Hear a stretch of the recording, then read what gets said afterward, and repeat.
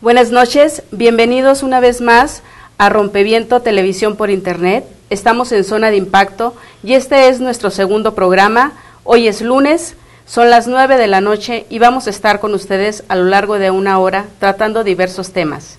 Es un placer estar con ustedes y mi nombre es Jesús Cervantes.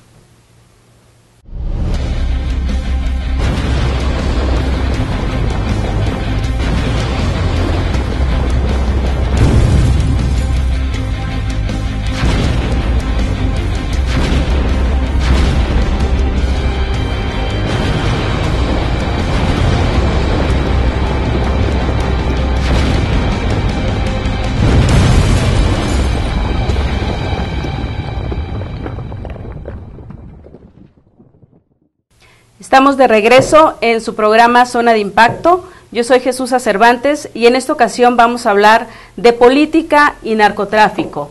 En esta ocasión está con nosotros un compañero periodista y analista, Esteban David Rodríguez. Él se ha especializado en los políticos, les ha dado seguimiento, tiene 3 libros, uno de ellos es Los Dueños del Congreso, tiene otro que se llama Derecho de Sangre y Caciques, Dinosaurios y Santurrones. Santones. Bueno, él está con nosotros aquí para analizar el asunto de política y narcotráfico. Bienvenido, Esteban, es un placer tenerte aquí. Al contrario, muchísimas gracias.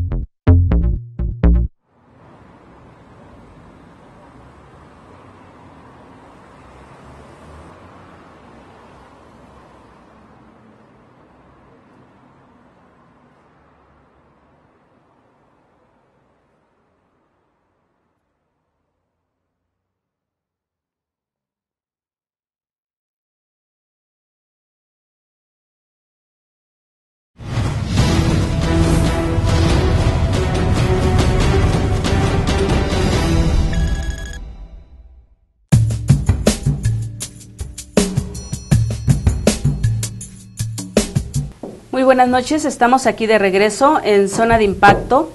Como ya habíamos hablado al inicio, en esta ocasión vamos a tratar el tema de política y narcotráfico. Está con nosotros el compañero analista y periodista Esteban David, y con él vamos a platicar sobre todo lo que ha venido ocurriendo en los últimos 12 años, aunque claro, el narcotráfico es algo que se ha venido sucediendo desde que está el gobierno, desde los gobiernos priistas. Sin embargo, ahorita nos vamos a concentrar un poquito más en desde que llegó Acción Nacional al gobierno federal, porque es cuando ha sido mucho más evidente la presencia o los vínculos del narcotráfico con políticos, y ha sido de diversos niveles, desde las presidencias municipales hasta incluso se llegó a hablar en el 2000, cuando llegó Vicente Fox, de la presidencia de la República, aunque por supuesto jamás se pudo comprobar eso.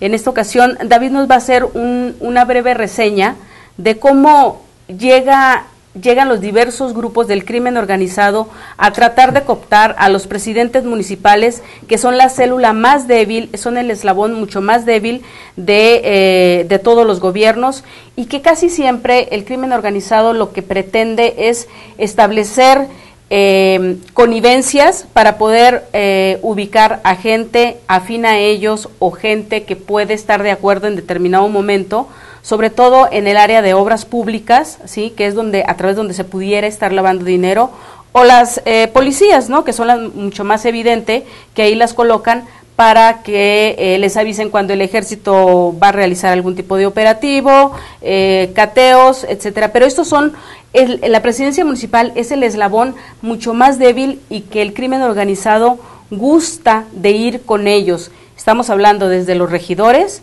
hasta el secretario del ayuntamiento y el propio presidente municipal. Si nos pudieras hablar un poquito de eso, Esteban. Vamos a ir escalonando para que el auditorio pueda tener una visión de cómo se va metiendo el narcotráfico en el gobierno, desde el más débil hasta llegar, vamos a terminar en las elecciones que están ahorita en curso en la Ciudad de México, en el país.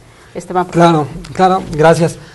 Pues mira, yo lo que veo después de tantos años que ya tenemos la experiencia de ver que de pronto atacan a algún diputado, de pronto muere un presidente municipal, de pronto hay un diputado federal que el PRD protege para que entre a hurtadillas en la cajuela de un carro a jurar como diputado, gobernadores del PRI implicados. Creo que esto no hay fronteras, no hay fronteras partidistas. ¿Por qué se da en todos estos niveles? Yo creo, bueno, estoy totalmente convencido de que funcionan como cualquier empresa. Hay un organigrama donde hay gente que se dedica a la cuestión financiera, hay quienes se dedican a la comercialización, hay también quienes están, son los obreros, y por eso en todas estas instancias, como cualquier corporativo, requiere de relaciones concretas, específicas, con autoridades de distintos niveles. O sea, requieren del cabildeo con autoridades para Requieren poder del cabildeo el trasiego de la droga y todo esto. Y el lavado de dinero, etcétera, ¿no? Por ejemplo, con los alcaldes la cuestión está en el uso de suelo, cierto. Está también en la protección de las policías municipales, que también ahí dependiendo del tamaño del municipio, porque no es lo mismo, digamos, Guardados de Abajo, en Tamaulipas, que Naucalpan, así es, ¿no? Ecatepec o Chilpancingo. Cada uno tiene sus características, y también dependiendo de la vocación del grupo delictivo y del nivel de los individuos que se relacionen, se vinculen con las autoridades. ¿El nivel de penetración que puedan tener? Depende de ese nivel, ejercerán un papel u otro, ¿no?, de los que describimos. Ahorita que estás hablando de los ayuntamientos, por ejemplo, Nuevo Laredo, El Paso, es El Paso, la frontera, Matamoros, Monterrey, Guadalajara, son municipios que tienen una importancia fuerte para el crimen organizado. ¿Dónde has sentido tú que has llevado todo una estadística y le has dado un seguimiento de los ataques que han recibido o los que han sido cooptados, en qué ayuntamientos pudieses tú concentrar la mayor presencia o intento de cooptación del crimen organizado con las autoridades locales? Bueno, mira, la PGR tiene estadísticas específicas sobre en cuántos municipios se concentra, son principalmente en el norte del país, pero de ese universo hay todavía otro filtro, que señala los municipios más violentos, y estos son, si no me equivoco, entre 13 y 16. Ok, pero ahí no más.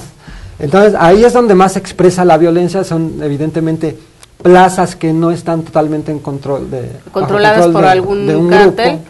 Ajá. Pero alrededor está también el resto del corporativo está trabajando.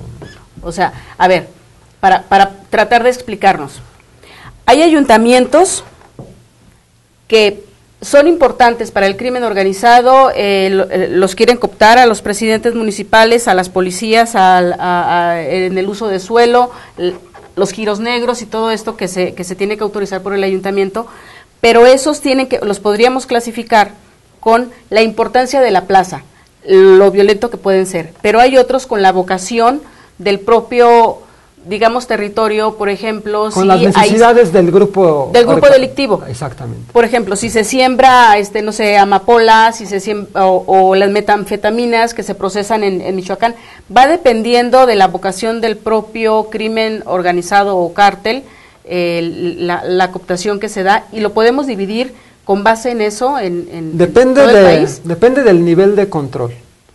¿Nivel de control de quién? ¿De las autoridades o del...? De los grupos delictivos de determinado territorio. Okay.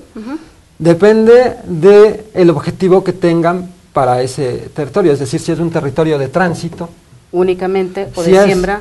O si es un territorio donde hay una paz provinciana que no vemos desde los 70s, o desde antes, desde los 60s, pero digamos que hay lavado de dinero en esas zonas. Ok, como operadores financieros que tengan su base ahí, como ejemplo, Guadalajara pudiera ser. Pues ahí como se trata de una ciudad grande, muy grande, entonces estamos hablando de que ahí pueden convivir distintas operaciones, distintas orientaciones de las actividades del crimen. Ok.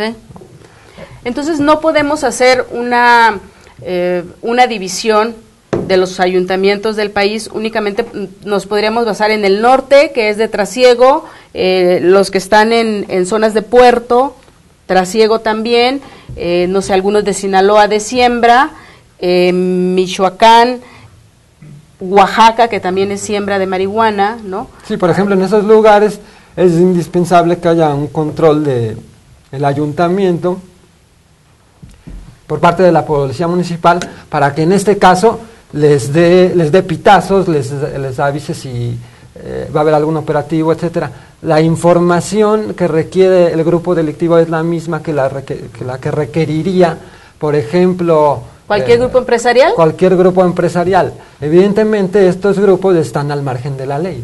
Ok. De los ayuntamientos o de los presidentes municipales, en cuanto a partidos políticos, yo sé que no tiene un distintivo, pero ¿cuáles son los que más han sido cooptados de acuerdo a tu análisis y a tus estadísticas en los últimos 12 años? Pues mira, yo en realidad hago estadísticas cada 3 años de la gente, de la clase política que entra al Congreso Federal. Sí. Ahí nos hemos encontrado con muchos casos de individuos implicados en distintas investigaciones, o que claramente han tenido vínculos. O han sido implicados en documentos oficiales o bien han sido señalados por distintos actores. Bueno, ahorita pasamos ahí a lo que son el Congreso Federal y por qué buscan entrar al Congreso Federal. Pero los ayuntamientos. Volviendo a los ayuntamientos. A mí, lo que yo tengo, digamos que en la memoria, es algunos hechos muy violentos. Por ejemplo, en la frontera sur de Guerrero con Michoacán. Ahí una serie de grupos del PRD, intrapartidistas, hubo una serie de problemas y conflictos, y a lo largo de 4, 5, 6 años hubo distintos asesinatos de regidores, de alcaldes, de candidatos y también de familiares de todos ellos. Y de pronto aparecían, tal vez lo recuerdes, algunas de estas personas muertas en el otro estado, ¿no? Sí, pero estos a los que te estás refiriendo estaban por pleitos intrapartidistas o porque tenían algún vínculo. Ahorita me lo cuentas, vamos a un corte muy breve y vamos a regresar. Está usted en Zona de Impacto con Jesús Cervantes y con Esteban David. Gracias.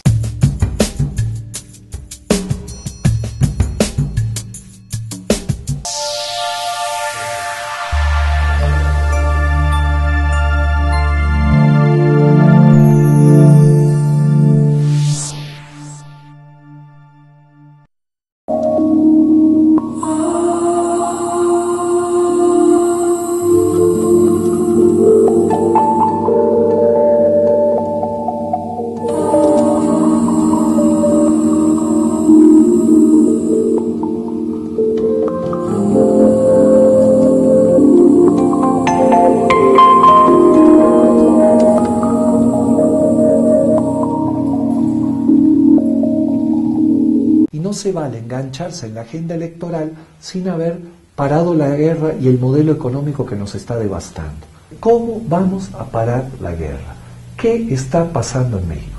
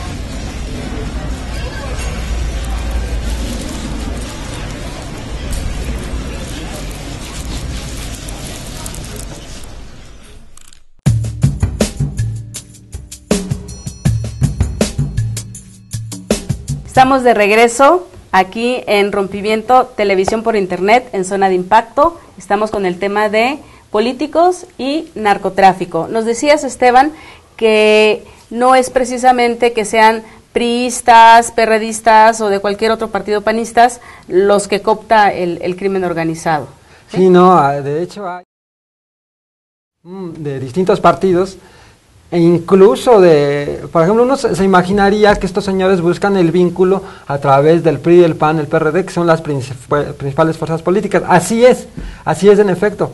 Pero ustedes recuerdan en las elecciones intermedias de 2009, hubo un caso, no estoy seguro si en Coahuila o en Sinaloa, donde había un tipo que después fue apresado, ¿sí?, que era un sicario y que buscaba una diputación por el Partido Verde.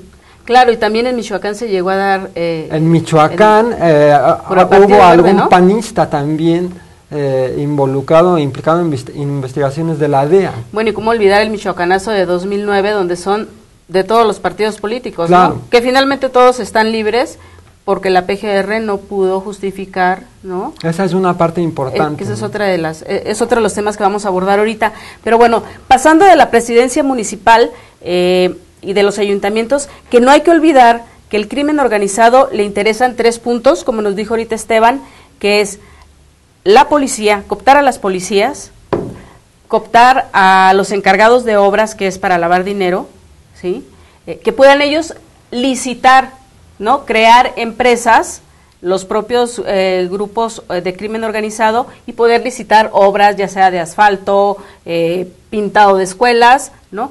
Y el tercero, que es el área que se encarga de todos los giros negros, bares, discotecas, donde se puede vender la droga, ¿no? O quieren tal vez también orientar la vocación de determinada ciudad intermedia para instalar un número inusitado de sociedades financieras de objeto múltiple, SOFOM. Las SOFOMES, claro. ¿Para qué? Para poder lavar dinero.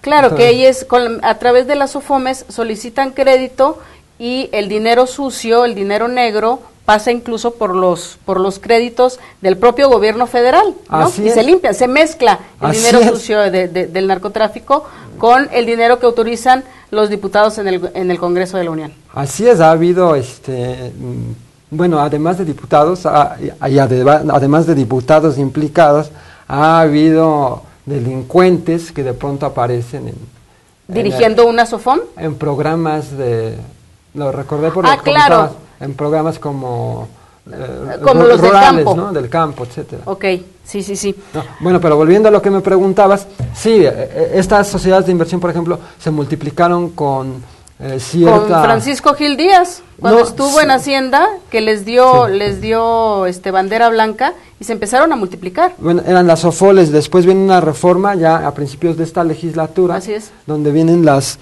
SOFOM, Las SOFOMES. que tienen un régimen mucho más... ¿Laxo? Mucho más laxo.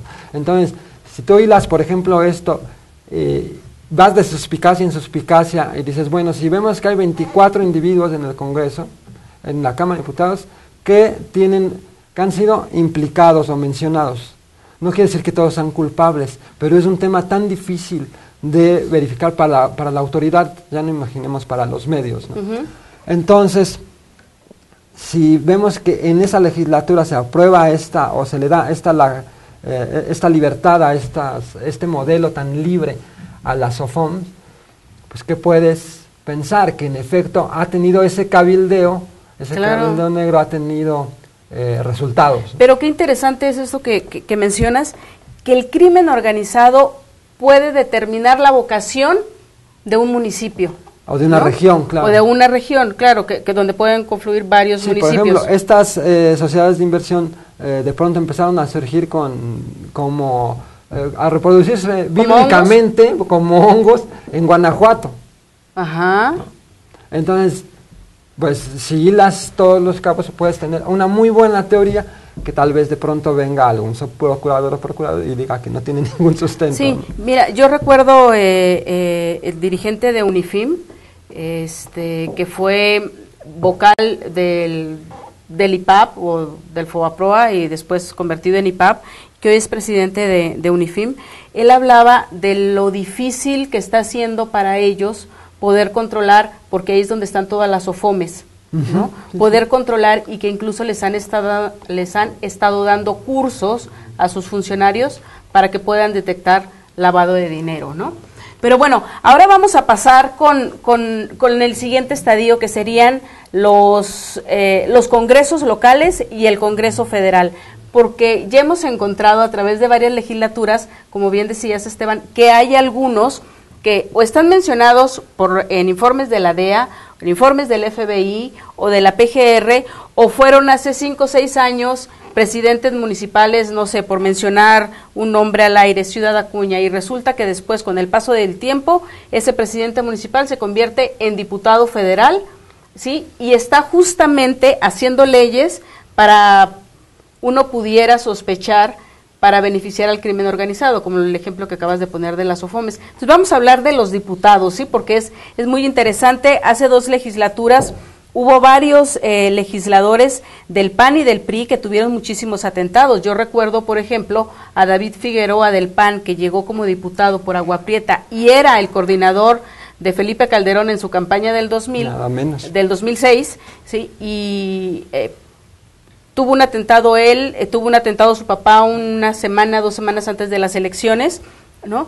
Y después, ya siendo diputado federal, también iba llegando a Toluca y también recibió un atentado, ¿no?, del crimen organizado. Se le vinculó muchísimo con esta agrupación de sicarios de los números que trabajaba en el área de Sonora. Finalmente él pidió que lo sacaran del país una vez terminando la legislatura. Está también el Neme Garza, que también en esa misma legislatura recibió varios tiros, por suerte no falleció. Pero bueno, hay muchísimos legisladores que no podemos decir que están vinculados con el crimen organizado, pero sí son sujetos, ¿no?, de presión por parte del crimen. Quiero que me hables de eso, porque sí, ahí sí tú lo has llevado al dedillo, sí, incluso publicaste algo de eso. Claro, es una cuestión muy delicada, porque de pronto aparece un diputado implicado en una investigación o hacen una referencia, un documento de la DEA. Puede ser algo puede ser algo como un comunicado de prensa o puede ser un expediente. Cualquiera de las dos cosas resulta ser muy noticiosa para la prensa y no es para menos. Sin embargo, meterse a investigar y determinar si en efecto este individuo fue o cualquier otro está en efecto vinculado con el crimen organizado, es muy difícil de comprobar. Sin embargo, por ejemplo, los medios tienen la obligación de señalarlo. Claro. Tienen la obligación de señalarlo. Aquí se está implicando a este individuo. Hubo un caso de un priista poblano también al que su casa de vinculación ciudadana del PRI, me parece, fue baleada, fue destruida. Bueno, el de Morelos, Merino. El de Morelos, Merino, que es el que iba de senador y que dijo, no sé, hubo una acusación ahí, una burla hacia las mujeres y terminó perdiendo la senaduría por el PRI, por andar de misógino. Es él. Sí. Pero claro, sí, en el caso de él no estaba vinculado, sin embargo, le atacaron su casa de atención ciudadana, ¿no? Así es. Entonces, lo mismo ocurre con los alcaldes, con los candidatos a distintos puestos de elección popular. Tú no sabes si este individuo o se negó a participar en actividades ilícitas, o bien es parte de un grupo de delincuentes y es atacado por el otro. ¿Cuál es la importancia? ¿Para qué le serviría al crimen organizado tener legisladores? Pues esto que decíamos, por ejemplo, la cuestión de las SOFOMES y las SOFOLES, pero no solo eso, tú sabes cuánto se retrasó esta cuestión de la ley de lavado de dinero. Sí, claro. Puede tratar de postergar. Y de hecho está nada más aprobada en Cámara de Diputados. Nada más en Cámara de Diputados, puede haber un senador. Pero entonces, a ver, centrándonos, ¿el crimen organizado necesita legisladores para que se hagan leyes donde ellos puedan infiltrarse? Puede ser, es un caso específico, ¿no? Ese es un caso específico. Pero en general necesita de la representación pública porque accede a información privilegiada. Okay. Lo mismo en una alcaldía que en el Congreso Federal o en un Congreso local o en una institución policíaca federal. Toda esa información pues es oro molido para esas organizaciones porque pueden saber, es un gran instrumental técnico a su servicio. Como cualquier, digamos, una empresa de frituras, si tiene esta información, rápidamente, si tiene esta información, pues claro que va a competir mucho mejor que el negocio de enfrente, ¿no? Ok, bueno, continuamos en un momentito, vamos a un pequeño corte, está usted en Zona de Impacto, mi nombre es Jesús Cervantes y estamos en Rompimiento, televisión por internet.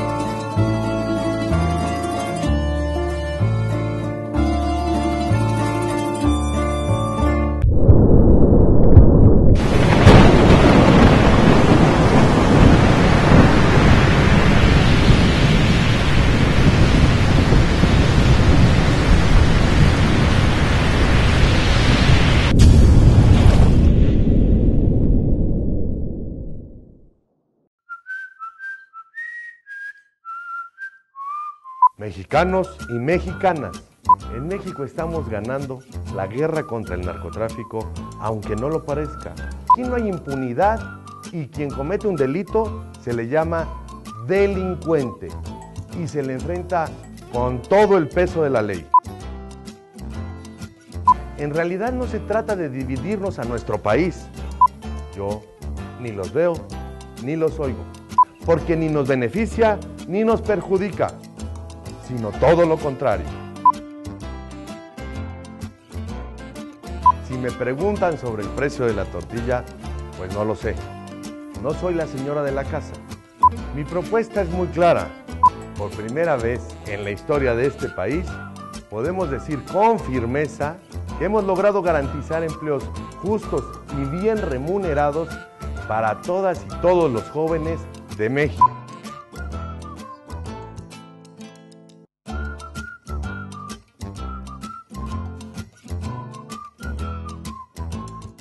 Muchas gracias.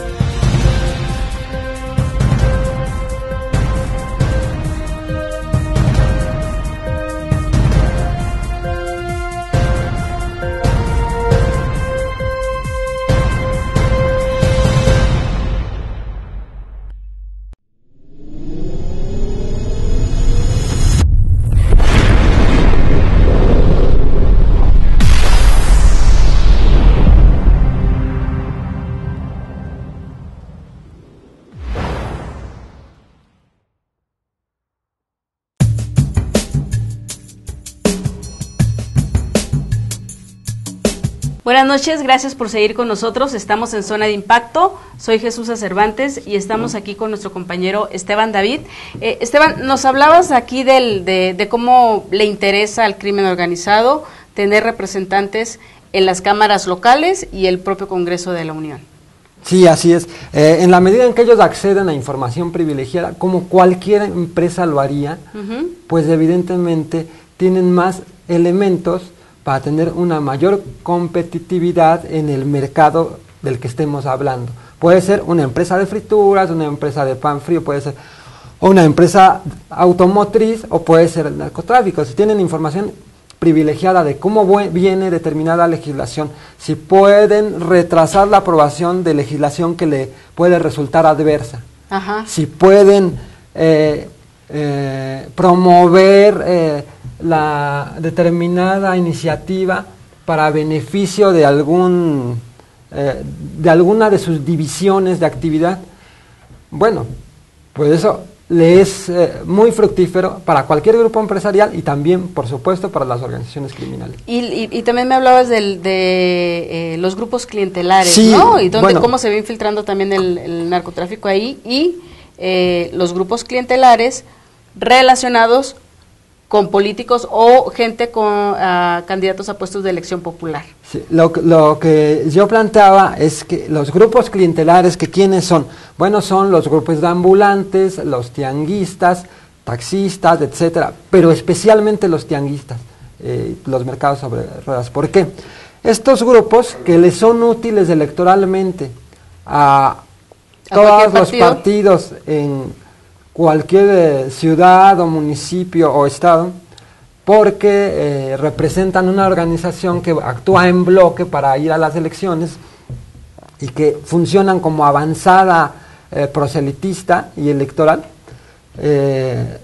son también muy apetitosos para el crimen organizado. De hecho, están vinculados por una razón muy sencilla.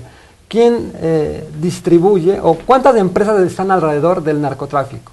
Pues una de ellas, sin duda, es la piratería. La piratería, claro. La piratería y la distribución de la piratería está relacionada con otras actividades como es el secuestro, etcétera. A lo mejor no quiere decir que el individuo que te está vendiendo la película sea un tipo que... integrante del crimen organizado. No, pero al comprarle, tú estás financiando tal vez el secuestro de alguien.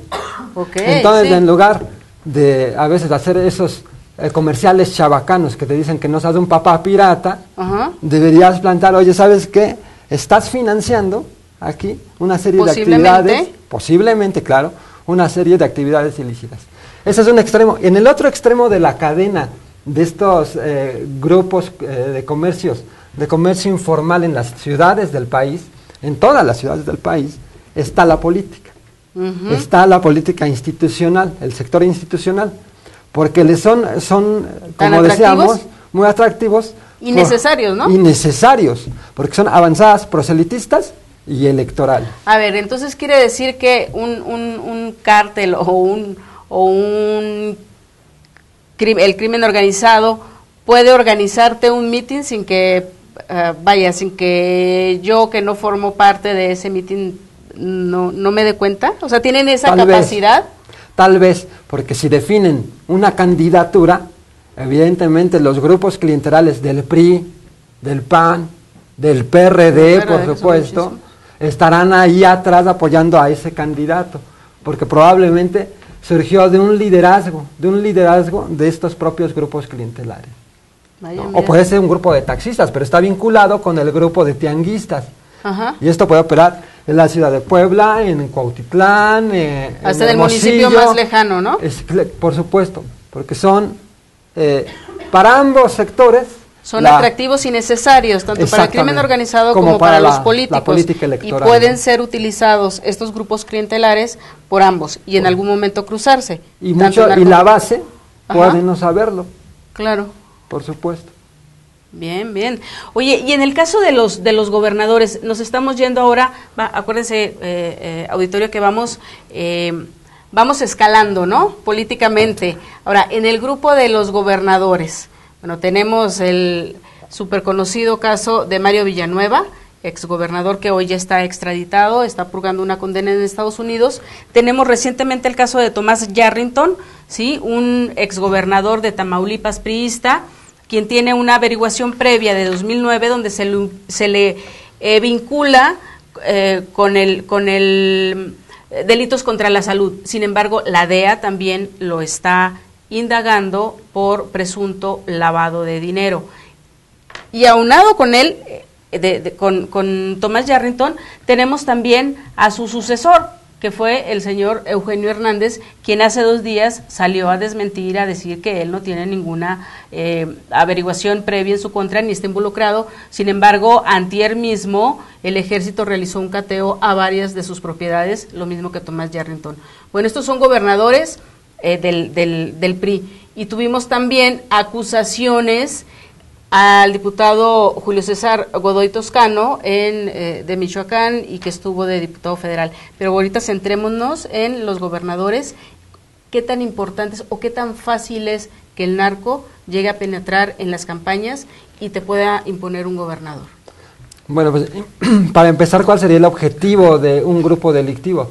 Imagínate la cantidad de recursos que puede poner un alcalde de una ciudad grande, ya no digamos un gobernador, porque ahí ya tienes, para el grupo delictivo, ahí ya tienes claramente no solo la protección de las policías municipales, no solo puede ser que se integre la estructura partidista, que es la base social del gobernador, antes candidato a gobernador.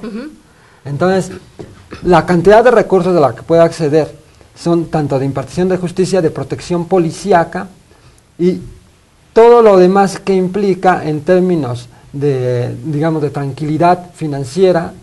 Tranquilidad financiera, que el narco subvencione puede operar con mucho mayor facilidad estatal en ese estado que si lo hacen uno donde no hay.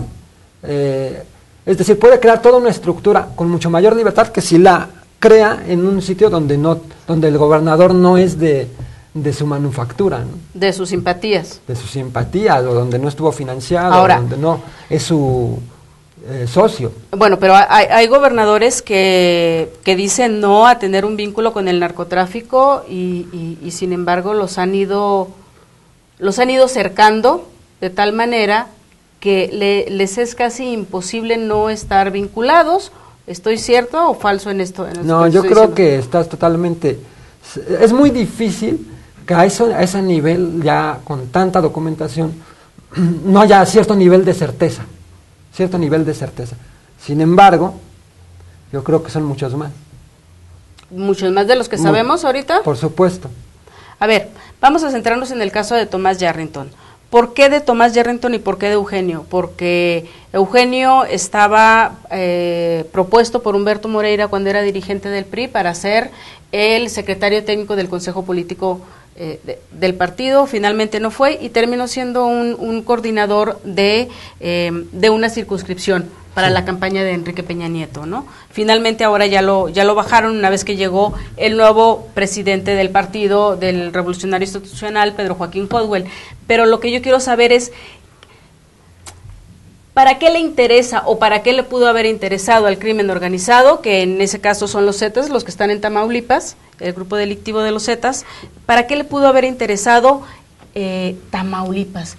¿Qué lo hace tan atractivo, sí, como para que dos gobernadores al hilo estén hoy involucrados? Para empezar, ahí tienes muy cerca, del otro lado de la frontera, tienes el mercado, para empezar. Ok, para no el trasiego, sino la venta, para introducir. El mercado, directamente el mercado, y también para el trasiego de armas.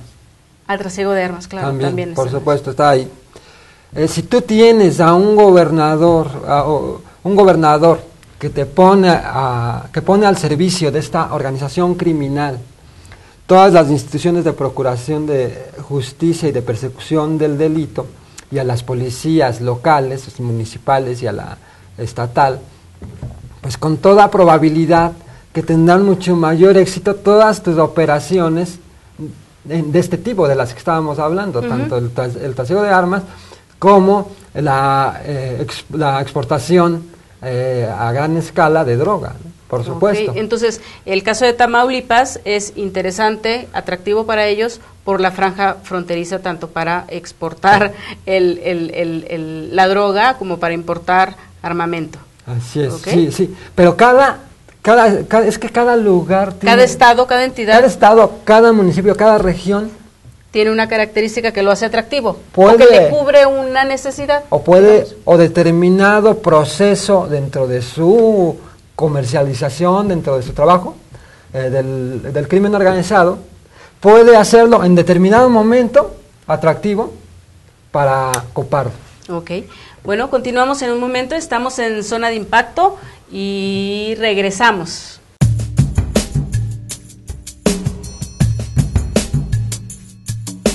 En este momento, Calderón, el narcotráfico cogobierna en este país. No hay un elemento que diga que no es así. O sea, el narco cogobierna en este país. Manda también en buena parte del territorio.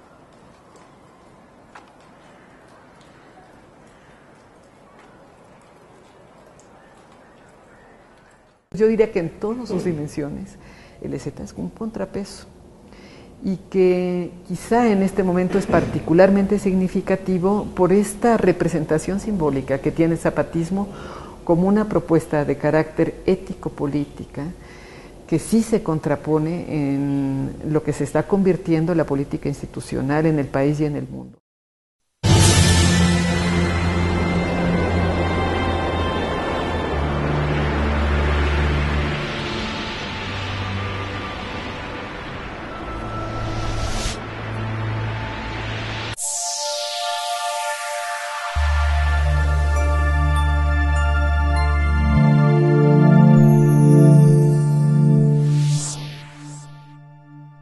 Estamos de regreso aquí en Zona de Impacto, gracias por continuar con nosotros. Esteban me estaba hablando ahorita de un ejemplo de un presidente municipal, cómo protegió, sí, del Estado de México, ¿no? Cómo protegió a unos secuestradores. A ver, dime, o sea, ¿cómo se vinculó con el crimen organizado? ¿Cómo se puso al servicio del crimen organizado? Aquí es lo peor.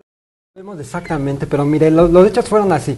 Hay unos individuos que secuestran, que al parecer llevaban un secuestrado, son detenidos por la policía municipal, los llevan a la Dirección General de Seguridad Pública. Esto ocurrió en el municipio de Tultepec, si no me equivoco, y este señor, en lugar de llevarlos al Ministerio Público, los tiene ahí y después los libera a un grupo armado. Esto fue muy sonado, Okay. ¿no? Eso fue en 2008. Ahorita está este señor de nuevo como candidato del PRD en ese municipio. No solo eso, lo defendió ante la Procuraduría diciendo que, bueno, que en una situación donde había un riesgo mayor, podría su director de policía actuar de esa manera. Y ahorita es de nuevo candidato. Tú te puedes preguntar, en efecto el señor está vinculado. Bueno, a saber si era afecto. O saber si en efecto. Y si eso ocurre en una presidencia municipal tan pequeña en un estado, es mucho más grave. Ahí ya pudo darle un servicio, hipotéticamente pudo darle un servicio de protección ante las autoridades estatales de la Procuraduría, ¿no? Sí, no sabemos si lo hizo por estar vinculado, por temor o por impericia. Por impericia. Ahora imagínate si tienes a la Procuraduría del Estado a tu servicio. Pues cualquier situación te va a proteger, en cualquier situación te va a proteger. Bueno, así como hemos venido hablando de las presidencias municipales, Congreso local, el Congreso de la Unión, también ahorita existe mucho el temor, sobre todo por la situación por la cual está atravesando el país a raíz de esta guerra contra el narcotráfico declarado por Felipe Calderón. Estamos mucho con el peligro de si las campañas presidenciales pueden ser infiltradas por el crimen organizado, ¿no? No hay, a través del Instituto Federal Electoral, los mecanismos suficientemente confiables como para tener la certeza de que no van a ser infiltrados, de que no va a haber dinero sucio en las campañas, dinero negro, como le llama el doctor Edgardo Buscaglia. No, ¿qué peligro hay ahorita de que se infiltre? Porque yo recuerdo muy bien en las elecciones del 2006, cuando Felipe Calderón está en la candidatura y ya una vez que está en la presidencia, detienen a Zenly Llegón, ¿no? Y bueno, nadie puede olvidar aquello de Copelas o Cuello, donde él explica de cómo el dinero, los dólares que se encontraron en su casa, una parte era para uno de los integrantes del equipo de campaña de Felipe Calderón. O sea, Zenly Llegón da a entender, ¿sí?, o hace suponer a la población de que parte del dinero del narco iba para Felipe Calderón. Ahora, con todo lo que estamos viviendo y sobre todo que se ha diversificado tanto el trabajo del crimen organizado a lo que se dedican, ¿sí?, ¿qué posibilidades hay o qué certeza pudiéramos tener de que no se infiltren hoy en las campañas? Bueno, de hecho, ninguna. De hecho, yo creo que estamos mucho más cercanos a la hipótesis, con cierto grado de certeza, por todo lo que hemos hablado, de que cada vez tienen una mayor presencia en las campañas políticas. Y esto, además de todo el poder que tiene el crimen organizado para cooptar desde alcaldes hasta gobernadores de instituciones federales, además de ello, tiene otro antecedente o tiene otro ingrediente. Y esto es que hay una quiebra moral de la política, de los políticos, de la política electoral. No podemos aquí diferenciar partidos. Y esto, creo, que podría ser solo resuelto con una especie de tolerancia cero como la que planteó Giuliani en su alcaldía en Nueva York. Pero si tú tienes de pronto a un candidato que llega, o a un diputado que llega ebrio a la Cámara de Diputados, a una reunión de comisión, y eso no lo castigas, es probable que muchas otras cosas más tampoco. Si tú tienes de pronto a Godoy Toscano, por ejemplo, Julio César Godoy Toscano, que ya con un gran nivel de certeza la autoridad está señalándomelo como implicado y lo proteges, ¿qué puedes esperar del resto de las posiciones de representación pública en el país? Lo vuelvo a comparar como la tolerancia cero. Si tú permites que descarguen frente a un tianguis los señores comerciantes ambulantes toda la mañana, piratería, pero además obstruyendo tu avenida, porque ahí acuérdate que estás solo viendo la vialidad, no la cuestión de la piratería. Pero si tú permites que obstruyan, ahí empieza el campo a prepararse, el territorio, para que el resto de actividades ilícitas... Bueno, pero una campaña presidencial es mucho más que eso. O sea. Por supuesto. Es un ejemplo muy básico para regresarme a esto. Nadie, ningún partido, ninguno, se ha realmente comprometido para blindar contra este tipo de cosas todas las postulaciones. Okay. No solamente las de gobernadores y la presidencial. Porque ¿dónde empieza? Evidentemente cuando hay un grupo delictivo que no es tan poderoso, pues difícilmente podrá llegar a cooptar a un candidato presidencial. Pero si ya ha penetrado municipios, ha penetrado distritos electorales locales y federales, y ha penetrado estados, pues con toda probabilidad que su siguiente apuesta serán las instituciones federales.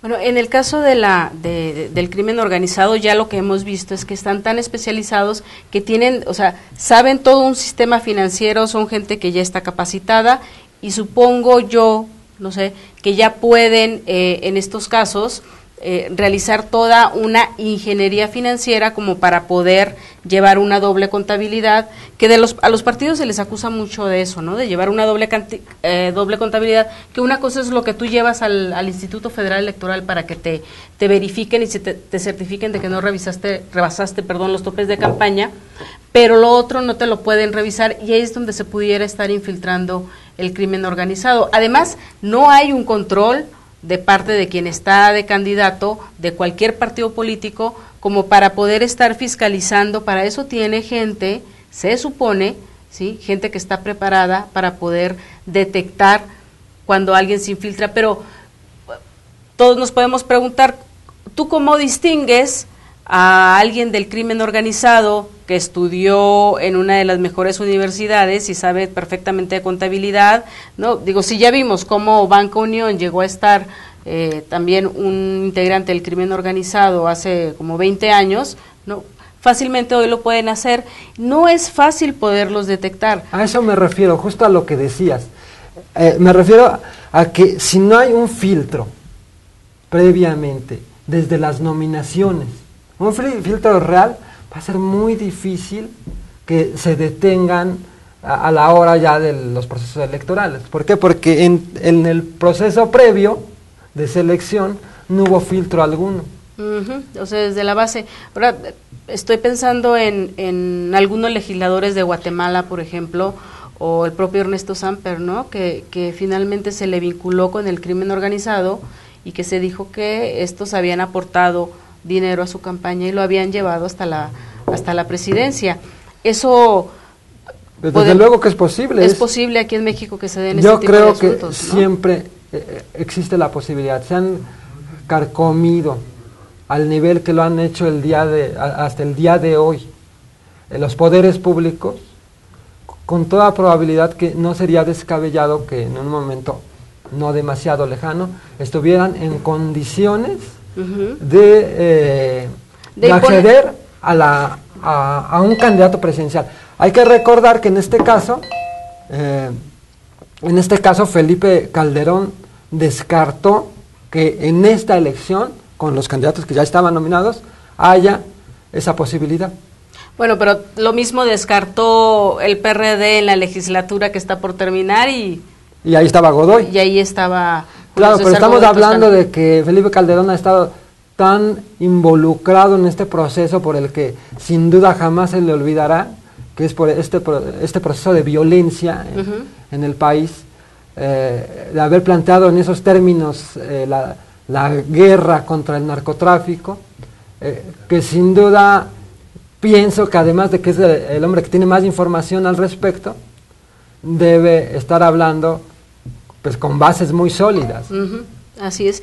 Bueno, yo para cerrar al auditorio me encantaría decirles que en este asunto del narcotráfico es sumamente difícil poder establecer unos vínculos reales y generalmente nosotros nos basamos en lo que tiene que ver con ya denuncias, ya averiguaciones previas, ¿sí? Y la política en México está plagada de ejemplos de cómo el crimen organizado ha ido penetrando en las estructuras desde la presidencia municipal, Congreso locales, Congreso federal, y ya no se descarta que el crimen organizado pueda imponer, si se habla de que Televisa puede imponer un candidato, también podemos nosotros sospechar de que el crimen organizado puede imponer un presidente de la República. Y bueno, eso ha sido todo por hoy. Nosotros estamos en Zona de Impacto. Les agradezco muchísimo que hayan estado con nosotros. Espero les haya sido de atractivo el tema. Muchas gracias, Esteban, por estar aquí con nosotros. Y vamos a esperar tu próximo libro también, que habla justamente del cabildeo, ¿no? Y espero que incluyes el cabildeo del crimen organizado para poder lograr leyes. Bueno, mi nombre es Jesús Cervantes, está usted en Zona de Impacto en Rompeviento Televisión por Internet. Nos vemos en otra próxima emisión.